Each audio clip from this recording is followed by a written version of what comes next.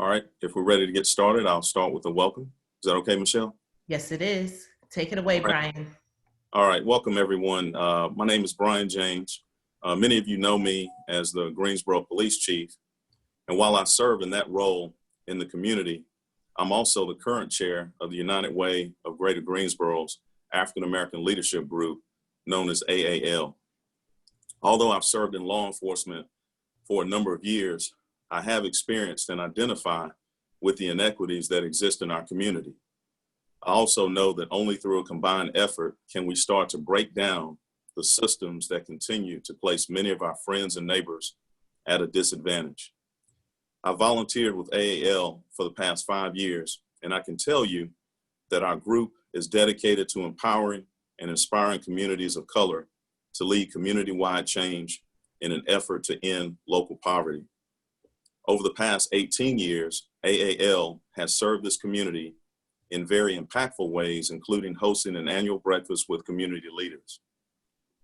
And in partnership with the United Way and communities and schools, we helped establish the African American Male Initiative that has paired hundreds of local youth with a caring adult. These mentoring services are offered at Wiley Elementary, Jackson Middle, and Smith High Schools. We are proud to say that many youth who started the program in elementary school have continued with this program through high school and credit the program as helping them get into college. AAL, without a doubt, is making an impact in our community. Today's community conversation continues our efforts of making a positive impact. Today's conversation demonstrates United Way's and AAL's continued commitment to engage our local Black community in these conversations. We must work together to address our community's need to achieve racial equity. Thank you for taking time to be with us today. And at this time, I'd like to hand it over to Michelle Geathers-Clark, who is the President and CEO of the United Way of Greater Greensboro, to formally kick off the conversation. Thank you very much, Brian. And what I would like to do at this point is, again, just say welcome and thank you for being here. And one of the facts that bring us together is that the American dream is broken for some. In fact, the adverse impact of COVID-19 is hitting some communities more than it is hitting others. And when we observed the murder of George Floyd, it really was a moment for us to just stand up as a nation and realize that there was work to be done. This graph demonstrates that in the southeastern corridor of our country, if you are in a household in the bottom fifth of the income scale, that babies born to those parents will never leave the bottom fifth percentile. Instead, their economic mobility is suppressed and it is stalled. And that brings us together as a community. Because what we know at its roots is racism leads to economic disparities that are actually manifesting themselves in low wages, food deserts, housing shortages, employment barriers, technology shortages, mass incarceration, limited healthcare, declining education investments, policing, inequity in financial services, and yes, generational poverty. And your United Way of Greater Greensboro is focused on ending generational poverty. And yes, we realize that that is a big North Star. But what we also know that if we don't pay attention to the growing impacts of generational poverty, we are literally throwing away a generation of people. And for us at United Way, my 2017 members and I, we believe that that is unacceptable. We are joined by a dynamic board, and we are joined by over 700 people who volunteer with us, and Brian is one of those volunteers. And so we invite you today to join the movement to end poverty in Greensboro, North Carolina, because we are so ambitious. We want to be the first Southeastern city to eradicate poverty. And maybe it will never be zero, but it will be far less than it is today if we work together. And while we are having this community conversation, I would be remiss if I did not tell you that 2 other community conversations have taken place. And those 2 other conversations set up 40 proposed actions. But I'm going to be perfectly candid with you. I received some very focused feedback that said, you have had very good community conversations United Way, but they were not representative of the people. You see, you did not have enough Black and brown representation in your first 2 meetings. And we received feedback, because feedback is a gift. And we said that would be an unacceptable outcome for us to create an action plan that did not adequately hear the voices of the Black and brown community. And so here we are with laying out what we learned the first 2 times. Thematically, we learned these 6 things represent problem areas, and under them are some specific action items. There were 40 action items. And we are not suggesting that United Way is going to handle all 40 or even 1. What we are suggesting is that the community together will determine what the priorities are. And today we are potentially going to add to the 40. And so it is very bold and ambitious, but we believe necessary. And I am not going to read to you. You can see them on the screen. And again, they are themes that the community has already asked us to address. This represents feedback from over 2,000 voices that we've already heard. People came forward representing their organization and said, here is what my organization wants United Way to know. And so we are honored to have all of you on the phone today to add to these voices. And so at this time, we have an extraordinary facilitator today. And I am going to turn it over to Zidi Numalo, who will take us through some principles and then lead the conversation. So Zidi, I'm going to turn it over to you. Thank you so much, Michelle, and thank you so much to United Way just for this opportunity. Before we go over the guiding principles of the conversation, I wanted to share just a little bit about who I am and why I care so much about this conversation. I was born in Swaziland, which is a small country on the border of South Africa. And when I was a little girl, both of my parents got student visas to Greensboro College. And so I was born in Southern Africa and raised in Southern America, right here in Greensboro. I'm a product of Guilford County Schools. I went to Peeler Open School and then Irwin for 3rd grade. I went to Aycock Middle School before the name got changed. I went to Dudley High School, the Science, Math, and Technology Academy. I got my undergraduate degree in business from Guilford College, my master's degree in communication studies from UNC Greensboro, after which I started teaching communication and public speaking courses at GTCC. I've taught persuasive communication and will soon teach ethical communication at North Carolina A&T. And I got my PhD in leadership studies in December 2018 from North Carolina A&T. So as you can tell, I'm an educator at heart. And the way that I see this conversation is just like a classroom. We've got 8 students who will be the primary speakers for this conversation, but as we'll come to learn, this is a continuation of a conversation that we hope to have together over the long term. And so as we speak with our different panelists, I'll actually give them an opportunity to briefly introduce themselves as they respond to our guiding question. But first, let's go over the principles that we want to lead us here. The first of which being the Sankofa Spirit. And the Sankofa is an African-rooted word that talks about our ability to honor the people of the past and to learn from the past in order to move powerfully into the future. I know that one of the challenges that we've had as Black and brown people in the community is really unifying around efforts, because quite frankly, a lot of folks in the older generation are afraid that the groundwork that they've laid out will be considered obsolete or even dishonored by a new wave of leadership that would come in. And so we just want to be really, really clear that we're not wanting to discard anybody who has laid some really valuable groundwork in this fight is valuable. And that includes those who've come before us, those who are with us now, and those who will come in the future. The second guiding principle is, this concept of bridging divides and opening doors. You'll notice that the panelists who are speaking today represent a variety of generations, a variety of Black experiences in Greensboro, a variety of aesthetics. We look different.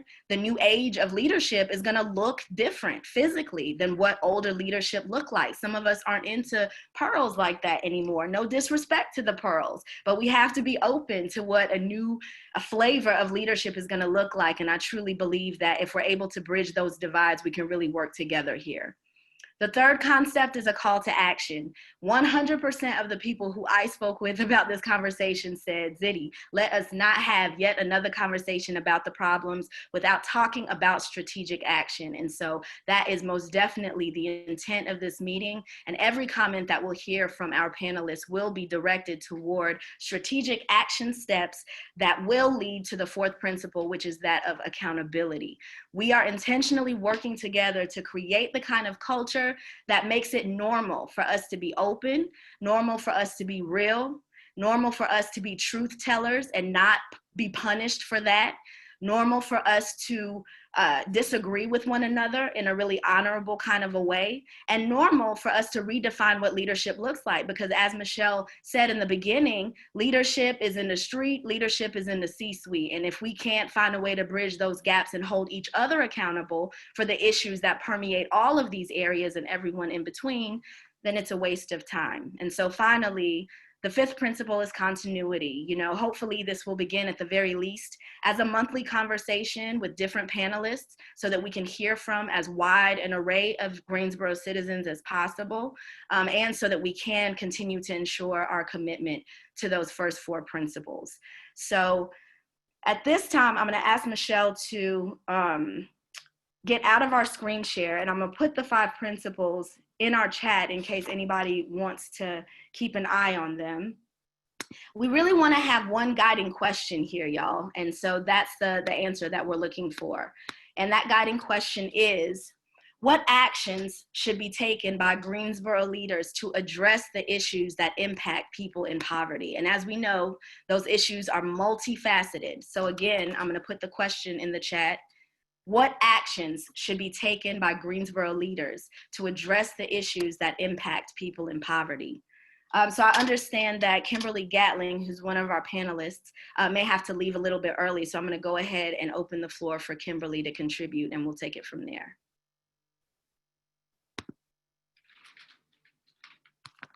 And if you have comments, please put them in the chat, those of you who are listening in. Okay, I think I'm off mute now. Can everyone hear me?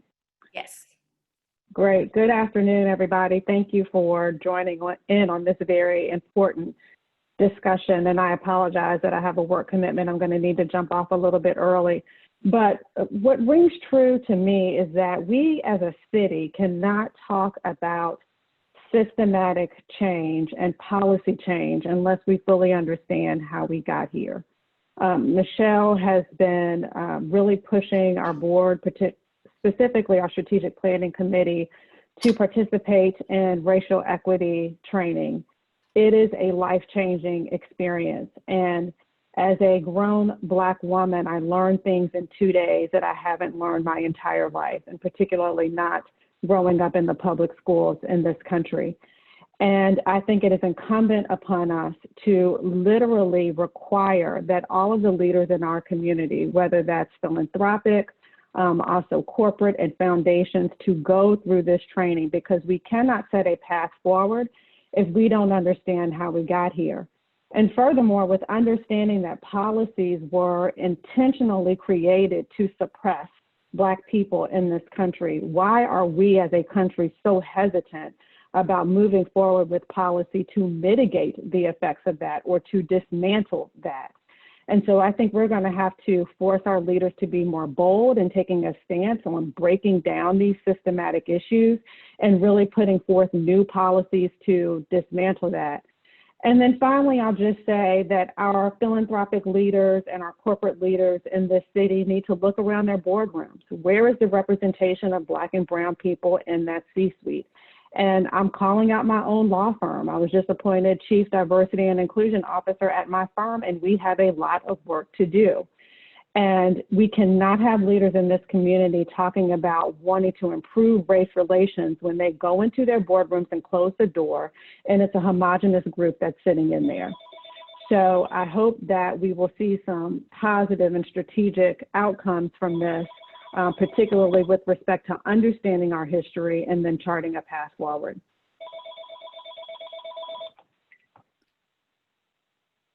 Thank you so much, Kimberly. And for the sake of time, I'm just going to call on our panelists. Dr. Jason Caldwell, if you could go next for us. Thank you so much. Awesome. Good morning, everyone. Can you all hear me well? Great. Again, just thank you all for this wonderful invitation. You know, I'm privileged to be amongst such great individuals this morning doing great work in our community.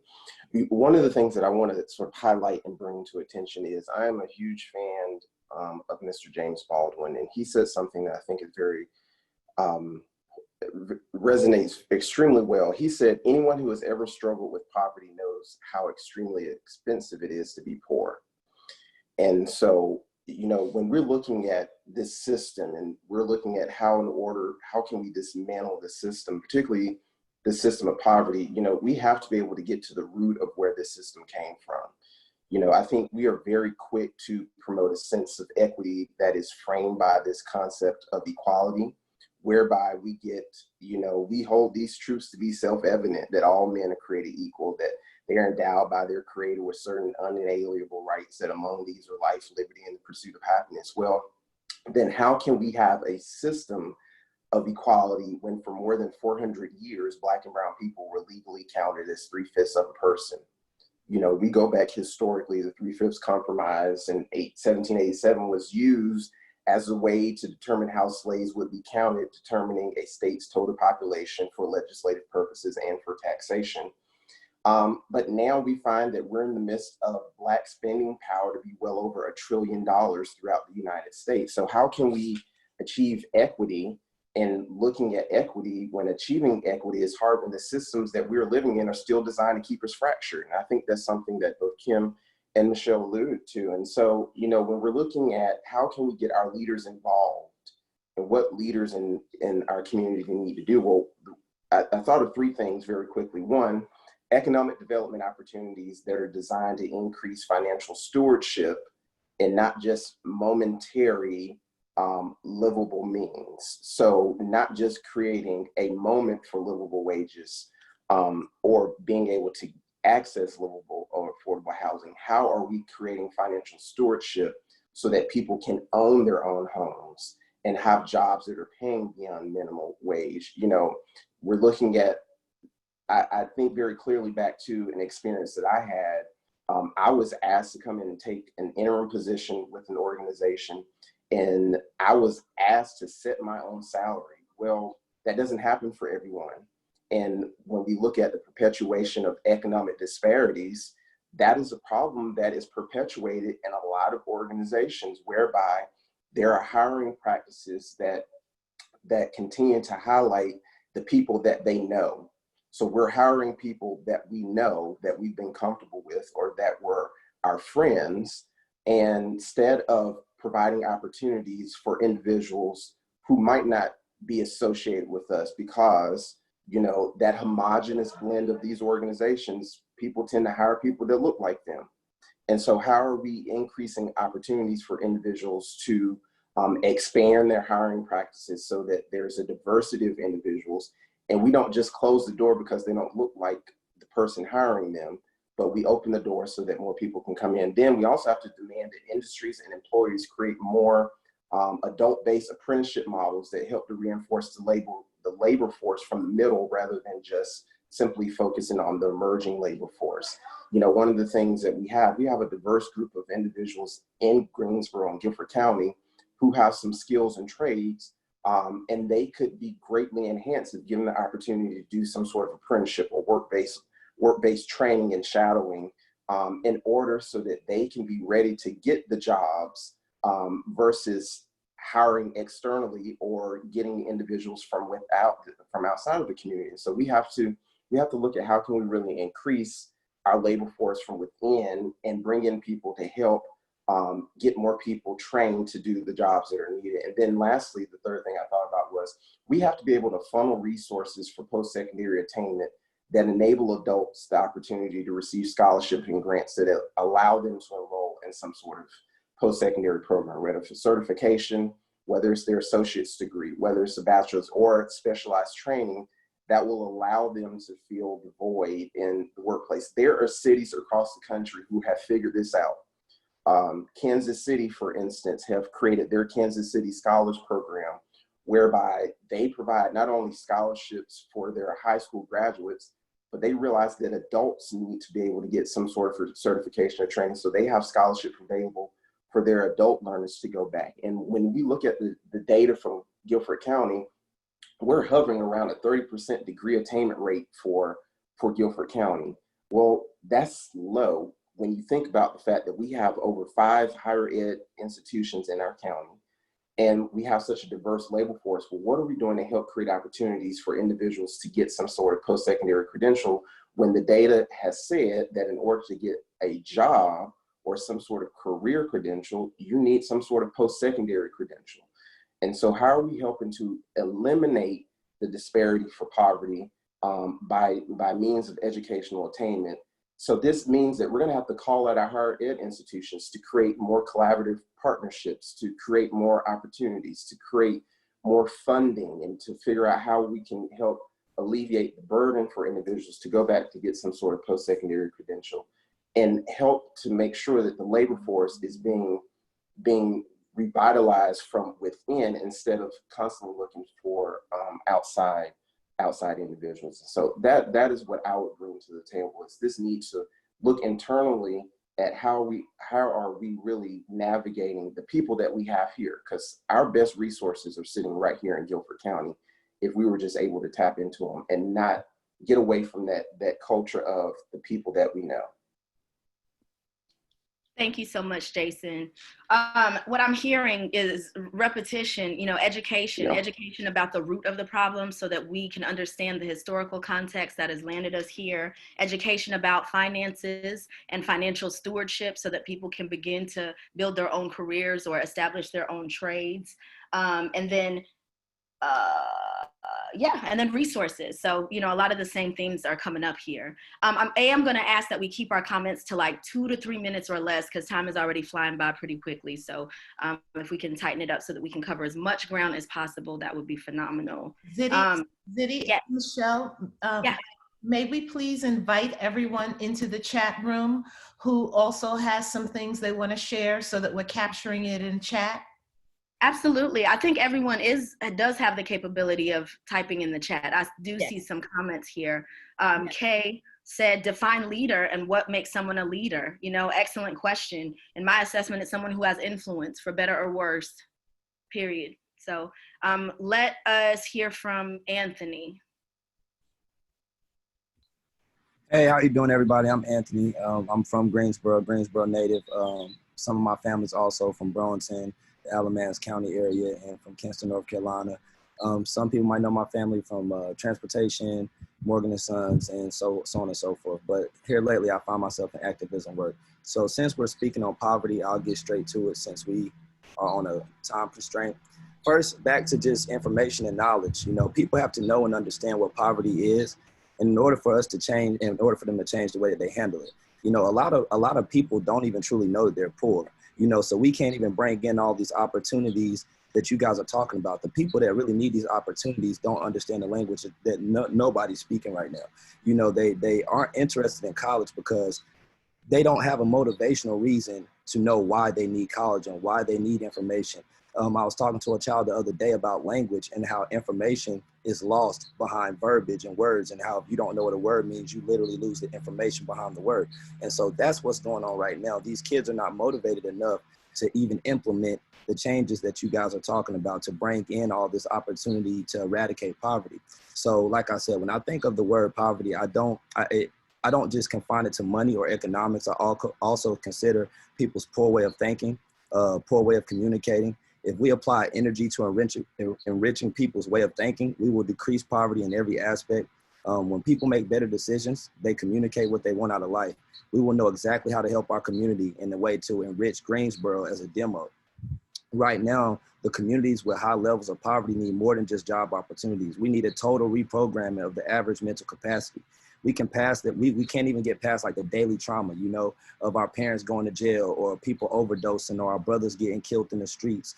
You know, so we have to get the soil fertile for the change that we're talking about by going into these neighborhoods and creating programs that seek out these children that have PTSD, so to speak, you know, and really being aggressive with healing the trauma, so that when we bring in these jobs and we bring in this new leadership, that they understand what we're doing for them. Because some of these kids still won't understand that we're trying to love them and we're trying to bring them new opportunity to make a better life for themselves. So we have to go into these neighborhoods and physically find these children that have no interest in anything that we're talking about, because those are the ones that are our future. Those are the ones that no matter how much opportunity we bring into the city, if we don't focus on them, they will be the same ones to continue to kill, steal, and shoot. You know, we have to embrace those. We have to embrace those. The ones that look exactly like me, we have to embrace those.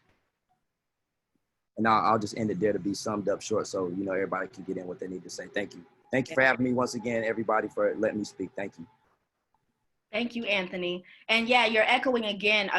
Bernita Sims in the chat says, you know, we also need to be a part of the conversations in the community that set the agenda for the needs and the work that's required to be an inclusive community. Many decisions are being made without all of the needed voices being heard. Exactly. And that echoed exactly what Kimberly was saying in the beginning. We cannot stand for leaders who will have meetings about the very people that we claim we want to serve, and we're not including those very people. That doesn't even make sense. All right. Adrian Spinner.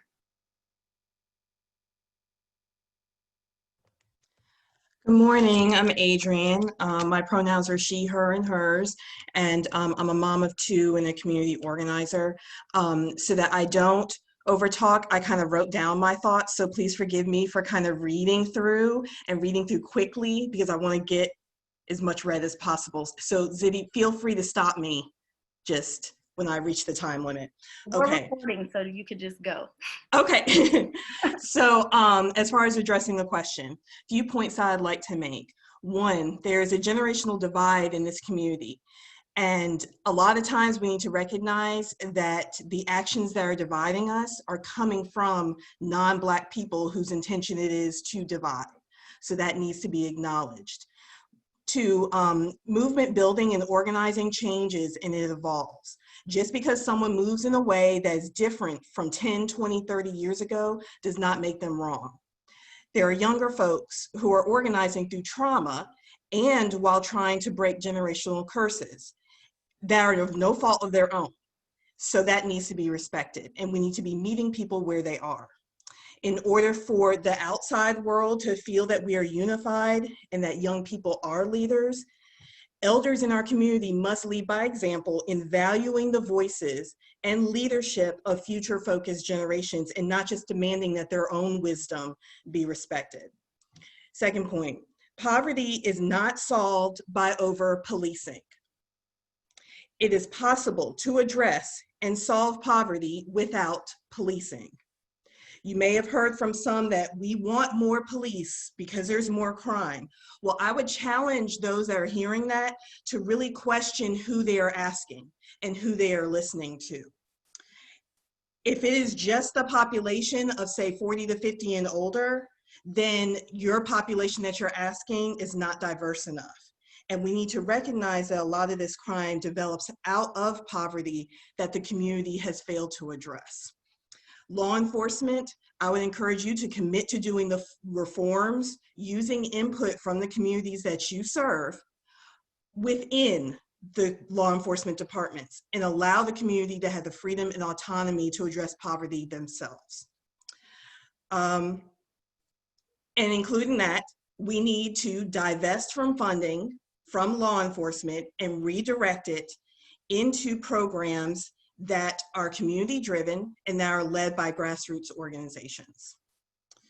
The community conversations that we have are very cute, but they've been going on for a long time and they've been getting old. A lot of us are getting very frustrated from seeing the same recommendations every time we have a community conversation and then nothing is done. So we're asking for the same things now than we were in February. We need to sit down and start working on policy and putting things in writing. We need to gather support and votes to pass ordinances and legislation, not just surface level resolutions that can be ignored. Action items must be set every meeting, and then in the next meeting, we need to be addressing things that did or did not get done. And then lastly, United Way and organizations like that have a lot of the resources and muscle behind it that we would like, that we see are being used historically in a way that kind of ignores grassroots organizing. And so I want to see something different from those corporations and from those organizations. The community and the organizers in it have the knowledge and capability to address poverty, so they need to take the lead. And I work with a great one called Guilford for All that is addressing policy recommendations and doing the research and work that is needed, and they need to be leading. And then you use your United Way muscle and the muscle of other organizations to be supporting it. So thank you. Adrienne, you're getting a lot of agreement in the chat. So let the people in the community serve the people in the community, provide us with the resources to do it, and then get out the way. That's what I hear. Thank you. All right, thank you so much. Let's hear from Ivan, Canada. Thanks, Ziddy. Can everyone hear me? Great.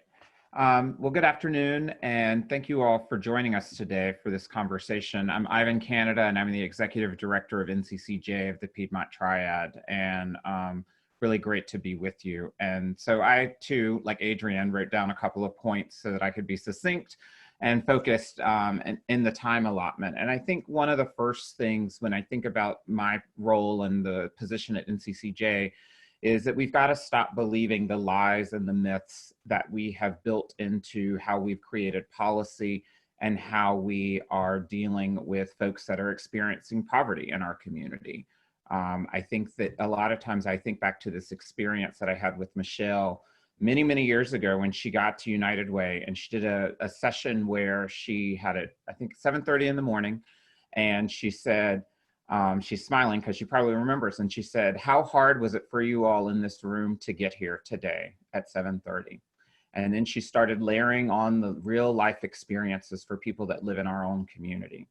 And I bring that up because I think that so many people that are in positions of policy making and policy change are thinking about people that are in our community from some stereotypes, some bias that they have, and just plain wrong facts. And they're making policy out of that, right? And they're making solutions out of that. So I would say that's number one. Then number two, from an immediate sort of response of helping folks in our community, is we've got to make sure we are providing the immediate needs that folks need in this moment and for the short term for us to do the long-term work. And in order for us to do that effectively, as it has been said before, we've got to put the right people in the center of that so that they can say what they need that is going to get them through in this moment. And so that means a lot of people have said that we've got to get proximate to those folks and allow them to be a part of the decisions and not allow grant committees and committees of boards and all that to be the ones that are setting those programs and aids that we are providing to folks.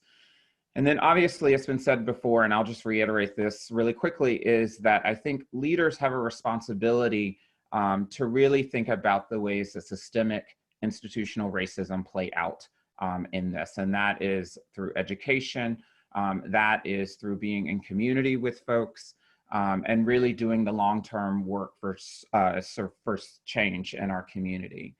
And then the last thing, I saw this in the chat, I can't remember who said this, but this was one of my points, is that we've got to realize we are all connected here. And if COVID didn't teach us anything, for those that didn't get that before, that should have been the highlight for folks, is that we have frontline folks who are usually working low-wage jobs, that were on the front lines, and that did not have sick leave, that if they were concerned about needing to go into work because they would lose their job, that they potentially are putting our entire community at risk, or other people are putting them at risk. And so I think we've got an opportunity now that we are trying to figure out what we are as a community and a nation after COVID, that we can sort of center some of this work to get rid of some of these inequities. So thank you all again for allowing us to be a part of this. And Ziddy, turn it back over to you. Thank you so much, Ivan. Two main things that I heard from you: stop believing the myths. This is such a huge problem. Legislation, ordinances have been built around whole lies. And you know, one real example, I work a lot with university age students. This guy, Harry Anslinger, who worked under 5 presidential administrations and was over the Department of Narcotics, testified before Congress because he was running out of funding for his department.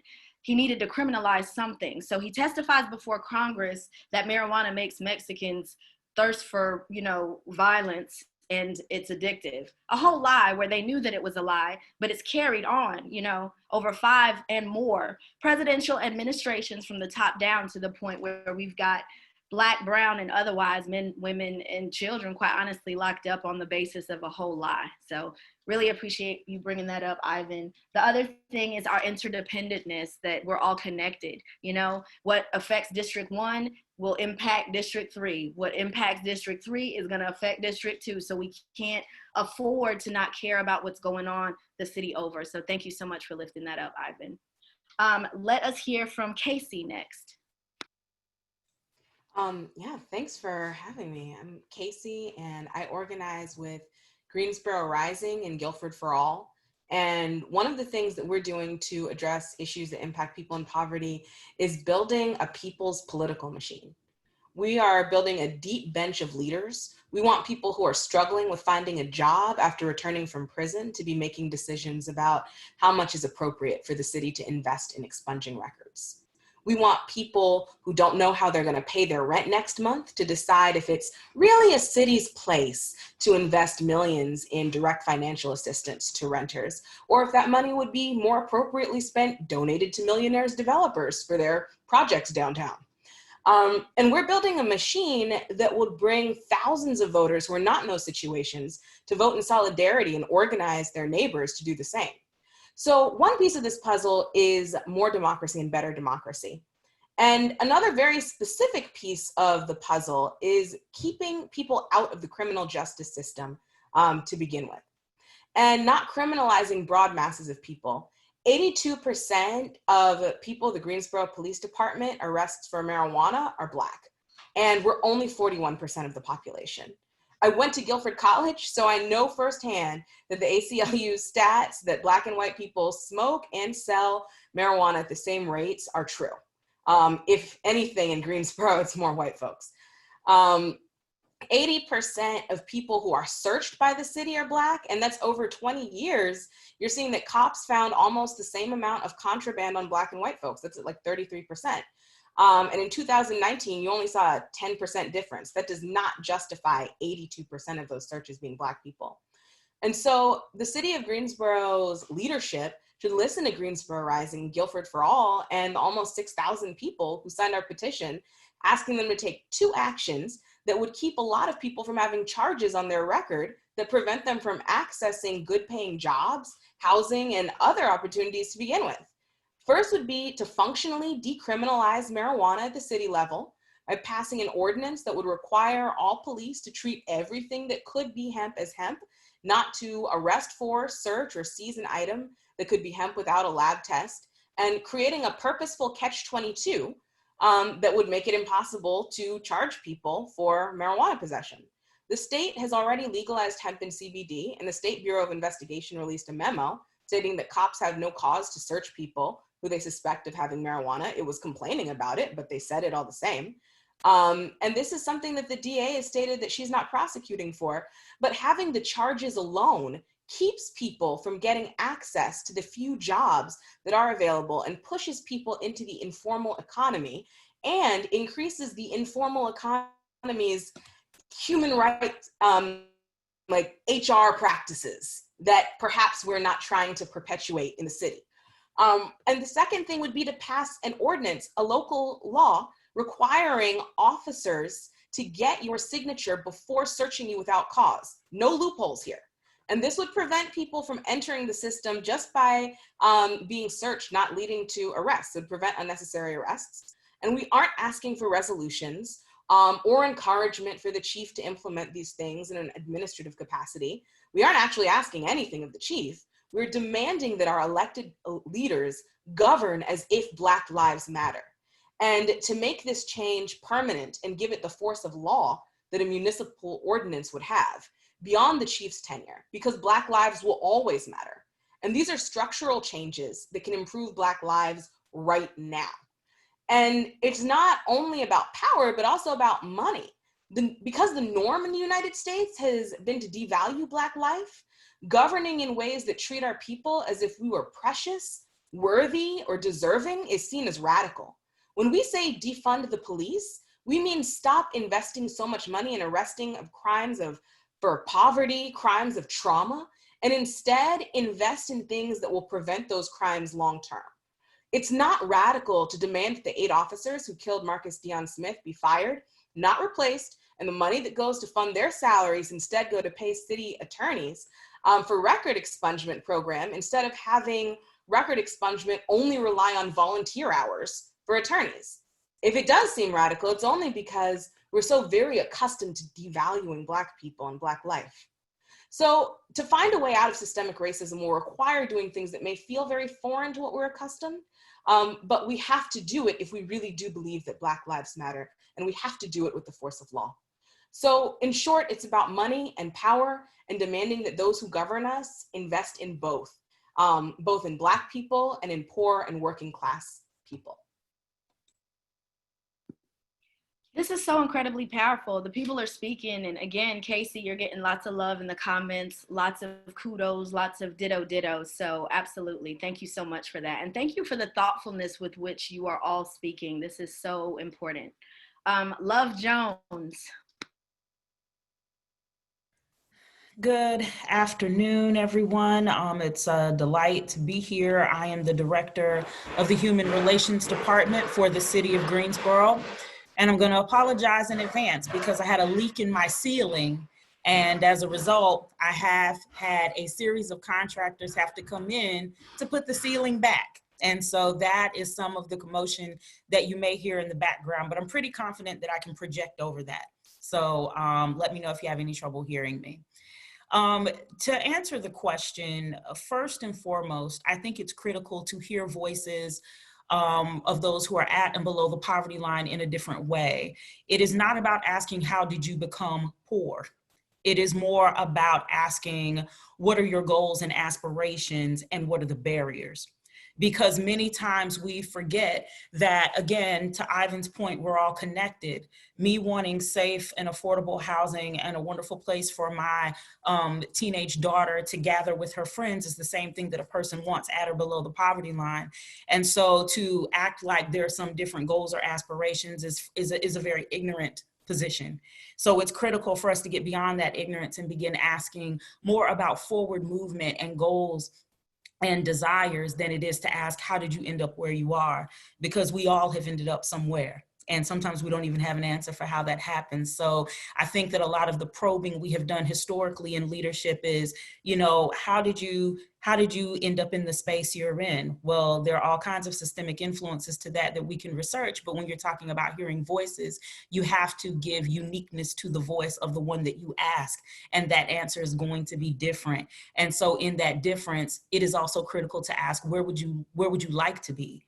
What would you like to obtain? And then I think it's important to examine disparate impact at a local level. Disparate impact meaning that there are policies and procedures that on their face do not have language that says no Blacks, no gays, no this, no that, but in the way that the rules, the policies, the procedures are written, it is in a way that automatically marginalizes certain populations. So it's important for our city leadership to be interested in the way in which policies and procedures push people to the fray and do not give them the economic access that they need. And that can be in the way that what it takes for one to qualify for a grant, what it takes to even be able to participate in local recreational opportunities. Is the price so high that it prices out a group of people? Who's missing when you talk about, you know, access and resources, and what are the rules and the regulations that keep that from happening? Then I think it's also important to garner partnerships for like wealth acquisition education, all of these programs that we talk about that start with really doable steps. I have been closer to the poverty line than I have been to the upper, you know, wealth class. And I can say that a program that starts with a conversation about saving did not apply to me, because when you're poor, you cannot save money. And many of our wealth acquisition education programs start with the conversation about, you know, savings and budget. And I think that it's much richer than that. So when leaders are looking to partner and incentivize people who come in to do these kinds of programs, the programs need to be vetted for how doable the solutions will be when they come in to teach. And then finally, I think it's a lot about research. We've got 3 areas of research that really need to happen in our community, and they do need to be supported by our city's leadership. And again, leader being defined as anyone who has influence.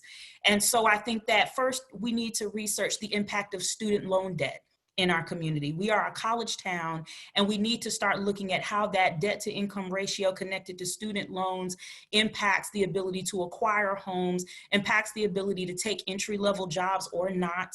I know that I owe a mortgage in student loans every month to be called Dr. Love Jones. And I'm thankful for the position of privilege that I sit in that allows me to juggle all the things that my life requires. But there are people who would bow out of an education because the impact of debt is just too intense. Many of us on this call are juggling that same thing. We also need to research the impact of post-incarceration debt. What is the average debt for members of our community, and how is that debt prohibitive? What are the consequences of non-payment, and how does that debt create a systemic barrier to socioeconomic transition? And then finally, we need to be researching and examining the economic transition of immigrant and refugee populations. At the end of the day, it is important for us to ask questions like what types of employment are most accessible at first, but then beyond that 3 to 6 month period for service provision through our local organizations, what type of assistance is needed in order to sustain some sort of economic health? And then what is the average educational attainment within the first 3 years of being a newcomer? And then we also have differences in the way in which some refugees thrive in our community and others do not. So looking at those disparities. Now, what do you do with all that research? That research then has to be applied in meaningful ways to create policy, procedure, and programmatic support that will then really be able to push the needle for people to have greater access. Thank you so much. Y'all know we thick with the education in here. Dr. Love Jones, Dr. Jason Caldwell, our final speaker will be Dr. Pamela Palmer. And I just wanted to make sure to say, again, I appreciate everything that you said, Anthony, about those of us who do have these educational credentials. We've got to figure out a way to break it down in a way that is understandable for everybody across the board. Because again, the linguistics has been one of the main ways that we've had information kept from us. And so I do feel the need to just say that as I work with Michelle and her team to break down all of these different things that are said, we want to break it down to the most simple of forms so that it's digestible for everybody in our community, so that we can, make sure that nobody is boxed out of these decisions. So thank you all so much. All right. We're at 12:49. Last, but certainly not least, Dr. Pamela Palmer.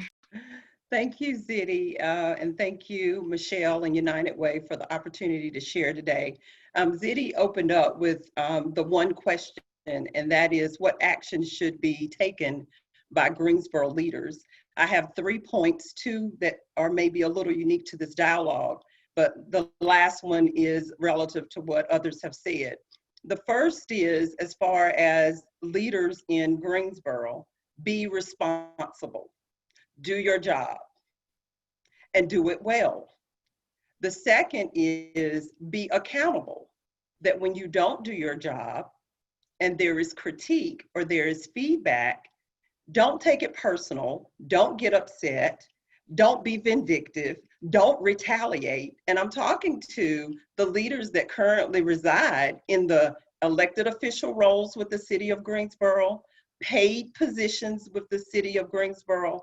I'm speaking today very personally. I've spent the past year representing the community in a leadership role, and I am so disappointed that I have not been able to have a genuine exchange in the work that I'm doing related to my last point, working together.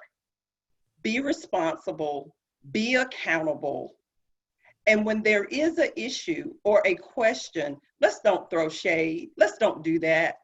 It is so disappointing. I have been able to be a part of various programs and initiatives in Greensboro, Guilford County, High Point, and I would have to say that I have been the most disappointed with the Greensboro leadership this year.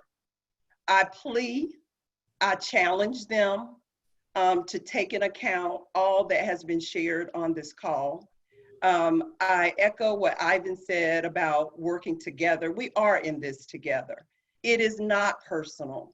And definitely pay attention to the unique way in which we're all packaged and how we present, how we unpack, how we share, and how we care.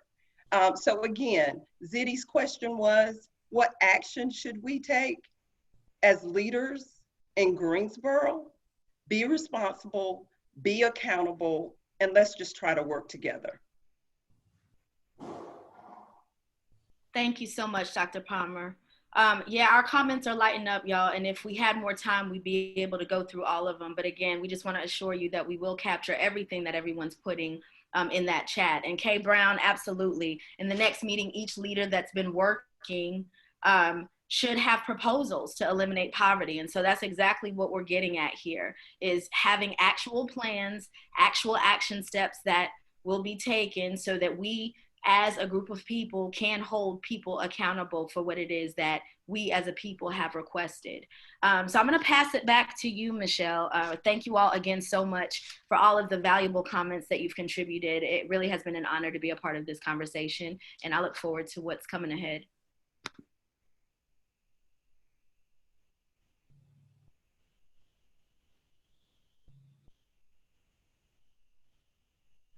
Okay, as we think about the next right action, it is not the only action, but it is the right one coming out of this meeting today. We are suggesting that we need to summarize this conversation and report out.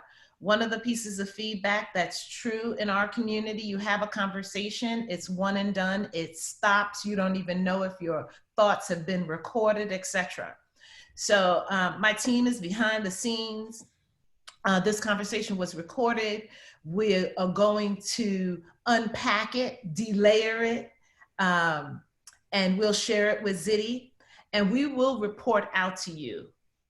The ultimate thing we've got to get to is we've got to prioritize an initial action plan based upon the summary of the 3 community conversations, which will represent several hundred voices. And then we need to convene to identify who is the right action plan owner, because often we don't get stuff done because the wrong person owns the action. They are not empowered. They don't have the influence. So we've got to make sure that we park issues where they can be resolved with teamwork. And then we've got to be very specific about what we're looking for, and it's got to be sustainable actions. We are not interested in short-term gains with no long-term benefit. So we want both short-term gains and long-term benefits.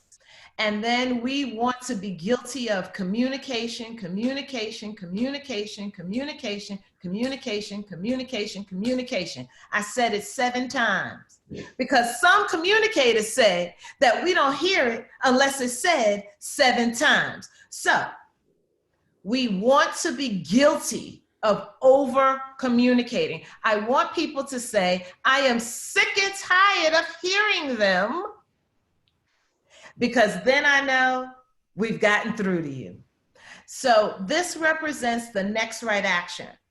You will hear from us on Fridays by end of day, showing you where we are. This is the last planned community conversation to gather action points. It is now time for us to move. It does not mean we will not conversate on progress, lack of progress, etc. But we gotta anchor ourselves or else we'll talk forever. And some of you were very clear that you're tired of talking. So am I. And so we are going to be respectful and we are going to be intentional about creating an action plan that makes sense. I am going to invite everyone at this point, if there is something that you want to be heard and said, please put it in the chat, because we will be going through those comments and combing through them today. It does not mean you can't send us an email, etc. When you signed up for the Zoom, we gave you an email address to send comments to. Just go back to that if you don't get it in the chat. But for me, I am truly, truly grateful for your presence today. It has made a meaningful difference to me as a formal and informal leader. As the formal leader for United Way, I heard you. My board chair was on this call also, and I have board members on this call. We have heard you.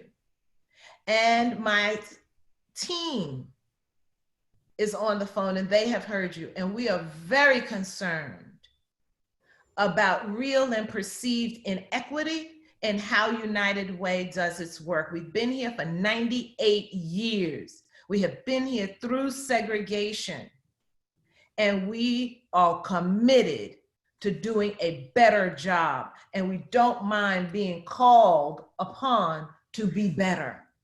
And so we thank you today for creating a culture that it was not centered on calling people out, but instead we had the opportunity to call people in.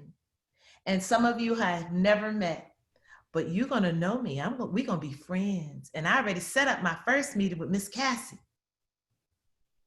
And I look forward to meeting others of you. So with that, we say thank you. Ziddy, well done. We thank you. Panelists, well done. We thank you.